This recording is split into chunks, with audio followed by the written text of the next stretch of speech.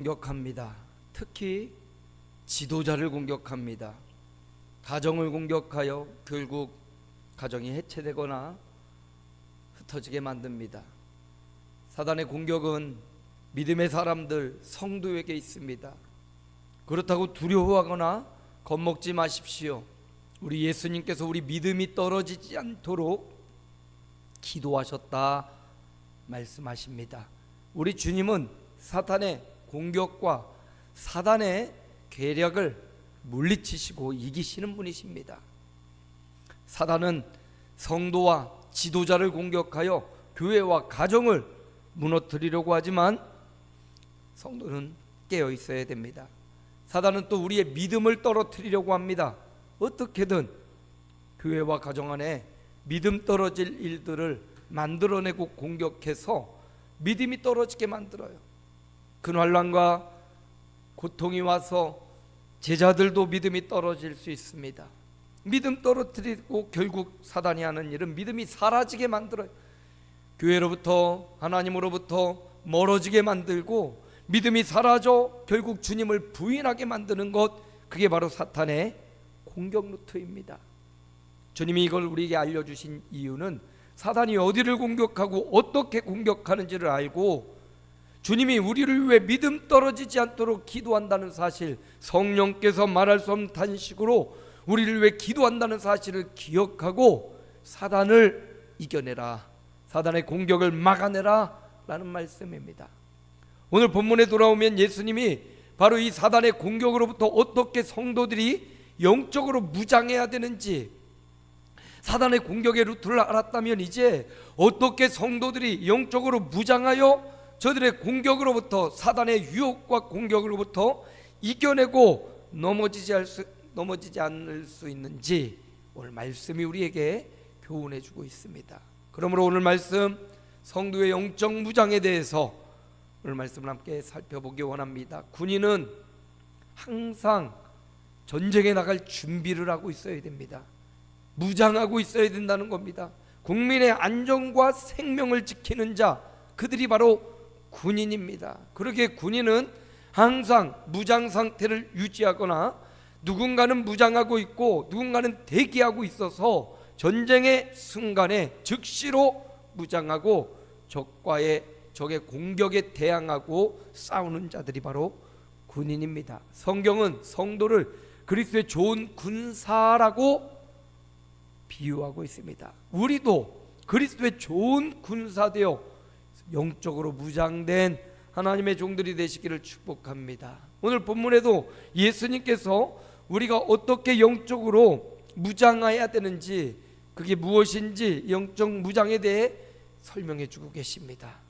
어떻게 보면 예수님이 이 말씀 끝나고 겟세마네 동산으로 들어가셔서 기도하시기 때문에 예수님과 제자들의 마지막 말씀일 수도 있어요.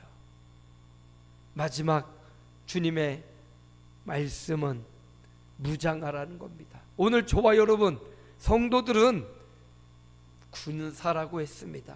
우리 또한 예수님의 제자들처럼 무장해야 됩니다. 그럼 영적인 무장이 어떻게 하는 것인가? 오늘 35절 말씀에 나와요. 함께 읽어봅시다.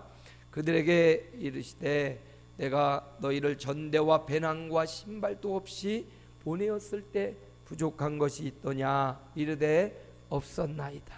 사단의 이런 공격과 고난이 이제 곧 시작될 것입니다. 왜냐하면 이제 예수님은 겟세마네 동산에 들어가시고 곧 잡히시고 신문당하시고 십자가에 못 박혀 죽을 것입니다. 그로부터 이제 제자들은 수 없는 고난과 핍박과 환난이 시작될 것입니다.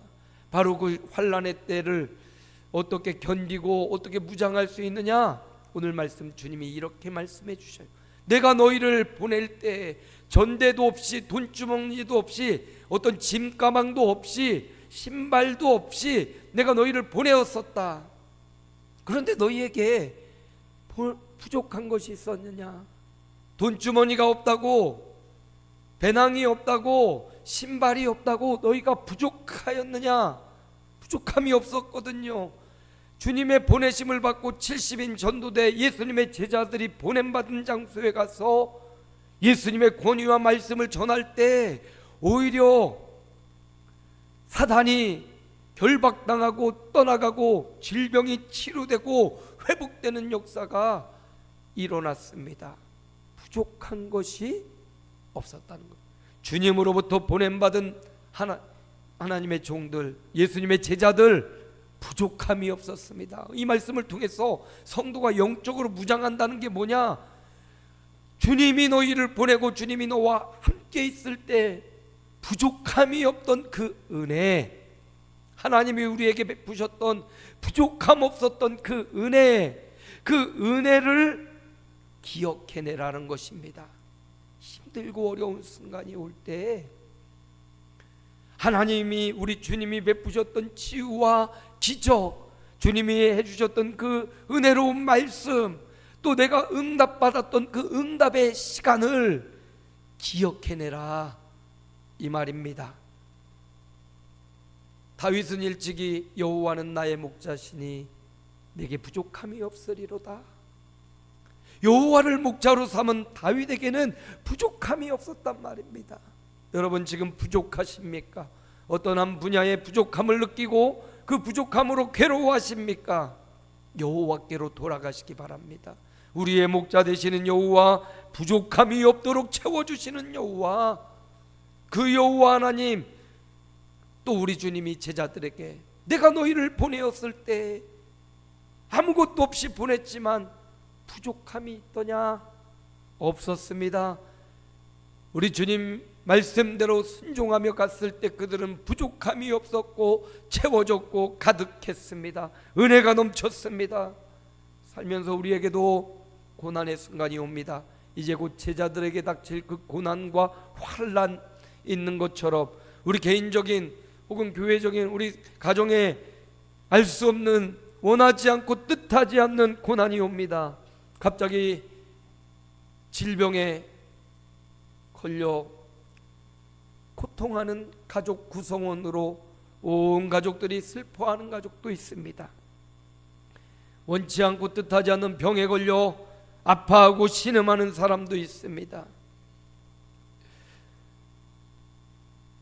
그런데 하나님께서 그 원치 않는 질병과 아픔에서 지난 과거 돌이켜보면 하나님이 우리를 건지셨고 고치셨던 하나님, 여호와 이레, 여호와 라파, 치료의 하나님이 계시다는 사실을 기억하십시오. 우리가 살아온 나날들, 지난 날들을 돌이켜보면 질병으로 아파하던 때도 있고, 학교에 진학의 문제를 놓고 기도하던 때도 있고, 좋은 성적을 바라며 기도하던 때도 있고, 직장을 위하여, 또 승진과 자녀를 위해서, 사업과 또 마음의 평강을 위해서, 뒤틀어진 관계가 회복되기를 위해서 기도하며 몸부림치던 지난 시간들이 있습니다. 그때마다, 시마다 때마다 하나님이 우리에게 외면하지 않고 응답해 주시고 위로해 주시고 소망을 주시고 응답해 주셨던 것, 이게 바로 은혜의 순간들입니다. 고난을 어떻게 이겨낼 수 있습니까? 바로 하나님이 베푸신 그 은혜, 구원의 감격, 하나님이 베푸신 그 놀라운 일들을 기억해내면 현재의 고난을 이기고 감당할 수 있습니다. 과거에도 하나님이 나를 건져주셨지, 과거에도 하나님이 응답해 주셨지, 과거에도 나를 고쳐주셨지. 바로 이 은혜의 경험들을 소환하시고 그 은혜의 기억들을 마음에 새기고 고난을 이겨낼 수 있는 무장, 은혜로 무장하는 것, 이게 바로 영적인 무장이다 말하는 것입니다. 살면서 어려운 일 한 번도 없었던 사람 없지요. 가난한 사람이나 부유한 사람이나 가정이 있는 사람이나 가정이 없는 사람이나 남자나 여자나 할 것 없이 살면서 고난의 자욱과 흔적들이 있습니다. 그런데 그때마다 나 혼자 그걸 이겨내고 극복한 것 아니요, 하나님께서 그때마다 힘 주셨습니다. 하나님이 그때마다 능력을 주셨습니다. 하나님께서 그때마다 응답해 주셨습니다. 그러므로 모든 것이 은혜입니다.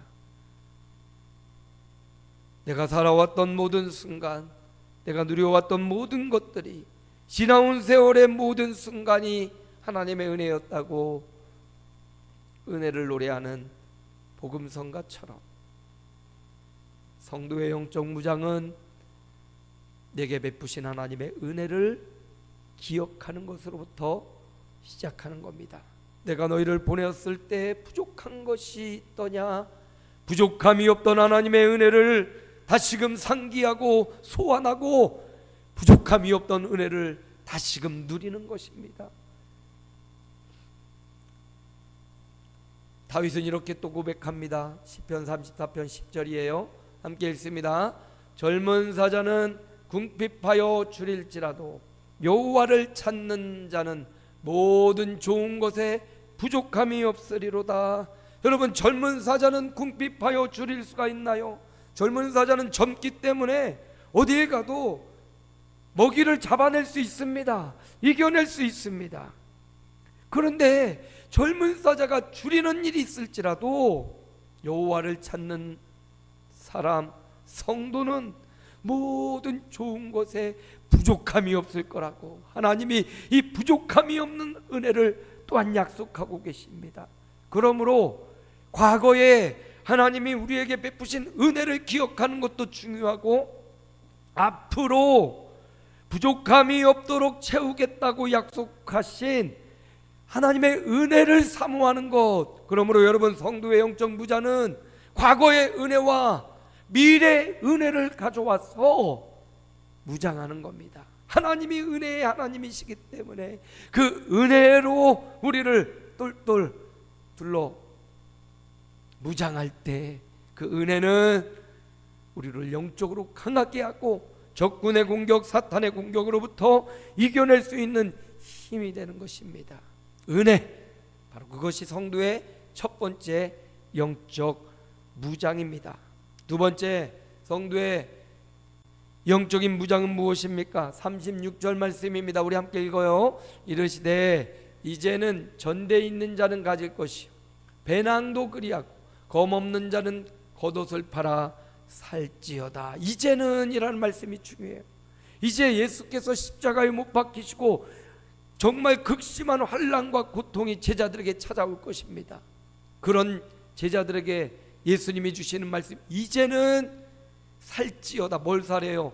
전대도 갖고 돈주머니도 갖고 배낭도 챙기고 검도, 겉옷을 팔아 검을 싸서 준비하라, 이 말이거든요. 무슨 말씀입니까? 고난의 때가 올 것이니까 고난의 때를 잘 준비하라 라는 말씀이에요. 아직 기회가 있습니다. 적의 공격 아직 코앞까지 다가왔지만 아직 공격이 시간이 아니라면 지금도 우리는 준비할 수 있습니다. 적이 있다는 것을 알고 언젠가 공격할 것을 안다면 무방비로 방치해서는 안 됩니다. 준비해야 되겠지요. 뭐 근력도 키우고 뭐 총을 쏘면 총 쏘는 연습도 하고, 이게 바로 고난의 때를 준비하는 것입니다. 성도는 바로 이 고난의 때를 어떻게 준비합니까? 기도로 준비하는 거예요. 기도함으로 고난의 때를 준비할 수 있습니다. 평상시 기도하는 사람은 위기가 와도 평상시 하던 기도의 능력이 있기 때문에 그 위기를 기도로 넘어설 수 있는 겁니다. 그러므로 여러분, 고난의 때를 준비해야 됩니다. 기도하면서 준비하는 것입니다. 에베소는 이렇게 성도의 영적 무장에 대해서 말해주고 있습니다. 함께 읽습니다. 마귀의 관계를 능히 대적하기 위하여 하나님의 전신갑주를 입으라. 마귀의 공격을 대적하기 위해서는 어떻게 해야 됩니까? 하나님의 전신갑주를 입어야 됩니다. 그래서 이 전신갑주를 보면 서서 진리의 허리띠를 띠고 평안의 복음의 신을 신고, 그리고 의의 흉배를 차고 믿음의 방패를 들고 구원의 투구 쓰고 성령의 검을 가지라. 이게 전신갑주예요. 더 이상 사단이 공격할 수 있을 곳이 빈틈이 보이지 않도록 허리부터 하체, 상체, 머리까지 다 보고한, 이게 바로 전신갑주예요. 그런데 이 전신갑주 에베소 뒤에 보면 이런 말씀, 전신갑주를 입으라 라는 말씀 뒤에 모든 일에 기도와 간구로 하라, 성령 안에서 기도하라. 결국 성도의 전신갑주, 영적 무장, 두 번째 뭐냐? 기도하는 거예요. 기도가 성도의 영적인 무장이라는 것입니다. 기도가 마귀의 공격을 막아내는 구원의 투구이고, 의의 흉배이고, 복음의 신이고, 진리의 허리띠고, 성령의 검. 여러분, 이거 바로 기도예요. 기도하는 삶. 교회에 와서 기도해야 되고요, 여러분의 삶의 현장이 기도의 하루하루가 되시기 바랍니다. 하루를 시작하면서 하나님 오늘도 새날을 주심에 감사합니다 기도하시고, 여러분의 직장에 가서도 하나님 오늘 우리에게 직장 주심을 감사하고, 한 건의 안전사고 일어나지 않고 이 직장에서의 내 사명을 잘 감당하게 해주십시오. 버스를 탈 때도, 지하철을 타고 자가용을 탈 때도 하나님 우리의 운전대 우리의 길을 지켜주시고 인도해 주옵소서. 그리고 나만을 위한 기도에서 조금 한 단계 성숙하여 우리 부모 형제를 위한 기도를 하고, 우리 교우들과 아름다운 교회를 향한 기도를 하고, 이렇게 기도의 영역을 확장시켜 나가면서 기도하는 것, 이게 바로 성도의 영적 무장이요 전신갑주라는 사실입니다. 기도하지 않으면 빈틈이 생겨요. 여기 보세요. 이 전신갑주 중에 허리띠가 없으면 훌러덩 벗겨져서 전쟁 못하죠. 여기 다리를, 신발을 신지 않으면 가는 곳마다 가시에 찔리고 부딪히면 다칠 수밖에 없어요. 의의 흉배가 없으면 가슴으로 공격하고 칼 찌르면 그냥 찔려서 죽을 수밖에 없어요. 구원의 투구를 쓰지 않으면 사단은 머리를 공격하고 약점을 공격하는데 머리에 약하잖아요. 그러니까 머리를 어디 하나라도 빠짐없이 다 필요하다는 말이죠. 그러므로 여러분, 기도는 어느 순간에나 어느 자리에나 무엇을 하든지 필요하다는 것. 묻고 또 물었던 다윗처럼 기도는 어떤 순간과 시절, 상황을 초월해서 성도에게 있어서 가장 필요한 것, 기도로 무장하는 것입니다. 여러분, 성도의 전신갑주, 영적 무장, 기도로 고난의 때를 준비하고 기도로 위기의 때를 준비하는 하나님의 종들 되시기 바랍니다. 믿음의 사람들, 성경에 유명한 모든 사람들은 기도하는 사람들이었어요. 그 위대한 역사와 기적은 기도로부터 시작되었습니다. 예수님도 이제 그 기도의 모범을 다음 주에 겟세마네 동산에 가서 친히 보여주십니다. 예수님이 땀방울이 핏방이 되도록 기도의 모습을 보여주신 이유는 너도 기도하라는 말이잖아요. 너도 기도의 사람이 되라는 말씀이에요. 예수님이 모범을 보이신 이유는 우리가 기도의 사람이 되기를 원하시기 때문입니다. 전신갑주 다른 게 아니에요. 인류 멸망의 때를 준비한다고 라면을 사다 놓고 쌀을 사다 놓고 그거 아니에요.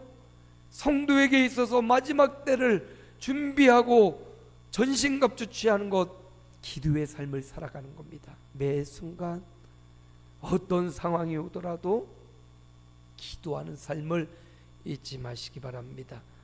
다윗도 하나님 앞에 기도하기를 즐겨하던 사람, 뻔히 아는 사실도 기도하고요, 모르는 사실도 기도하고요, 계획된 일들도 또 기도하고요, 안 되고 장애에 부딪혀도 기도하고요. 성도의 영적 무장, 고난의 때를 준비하는 것인데 기도로 준비하는 겁니다. 기도로 시작하고 기도로 진행하고 기도로 마무리하는 것, 이게 성도의 온전한 무장이라는 사실을 기억하고, 돈을 많이 벌고 건강을 위해 운동도 많이 하고 밥도 잘 먹고 이것도 다 중요하지만 성도에게 있어서 가장 중요한 영적인 무장은 기도하는 것이라는 사실. 기도 외에는 이런 악한 것들이 나갈 수 없느니라 말씀하신 것처럼 성도의 영적인 무장에 기도를 빼놓을 수 없다라는 사실을 기억하시고 기도함으로 사탄의 공격을 막아내고 이런 것들 다 물리쳐낼 수 있는 기도의 용사들, 기도의 군인들이 되시기를 주님의 이름으로 축복합니다. 마지막 세 번째, 성도의 영적인 무장에 대해서 주님이 37절에 이어서 말씀하십니다. 우리 37절 말씀, 35절이 아직 나와 있는 37절 말씀 본문 보시고 함께 읽습니다. 37절입니다. 내가 너희에게 말하노니 기록된 바 그는 불법자의 동류로 여김을 받았다 한 말이 내게 이루어져야 하리니 내게 관한 일이 이루어져 감이니라. 성도의 영적 무장은 무엇입니까? 오늘 주님이 이렇게 말씀하셔요. 내가 이제 불법자의 동류로 여김받아 내가 십자가의 길로 가고 십자가에 못 박힐 것이다. 여러분, 그 십자가는 사형틀 아닙니까? 저주의 사형틀입니다. 아무나 그 십자가에 못 박히지 않지요. 살인죄, 밀란을 일으킨 사람, 흉악 범죄자가 십자가에 못 박히는 겁니다. 그런데 예수님께는 죄가 없어요. 예수님은 의로움만 가득합니다. 주님 가신 곳에 치료가 일어났습니다.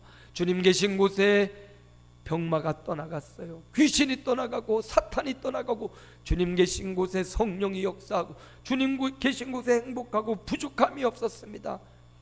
죄가 없었어요, 예수님은. 그런데 예수님은 십자가에 못 박히셔서 불법자의 동일한 사람이다, 불법자와 같은 사람이다, 이렇게 사람들이 손가락질하는 그 십자가로 가는 것이 예수님 말씀하시기를 이루어져 감이니라.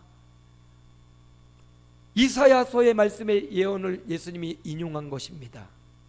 이미 기원전 700년 전 예수님의 죽음, 이걸 예언해 놓고 있는데 그 예언의 말씀이 이제 이 밤이 지나면 예수님에게 그대로 실현될 것입니다. 성취됩니다.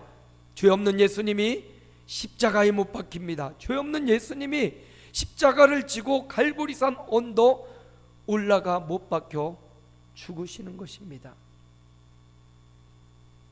이 말씀을 통해서 성도의 영적 무장이 무엇인지를 알려주는데, 예수님에 대한 예언도 그 말씀대로 성취되어 간다, 곧 성취될 것이다, 이렇게 말씀하시면서 제자들에게, 오늘 우리에게 부탁하는 말씀이 뭐냐면, 성도가 영적으로 무장한다는 것은 하나님의 말씀이 성취되고 이루어져감을 믿는 것이다.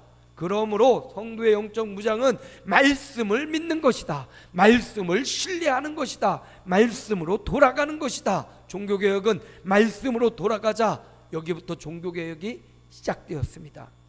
성도의 영적 무장도 말씀으로 돌아가는 데서부터 시작되어야 됩니다.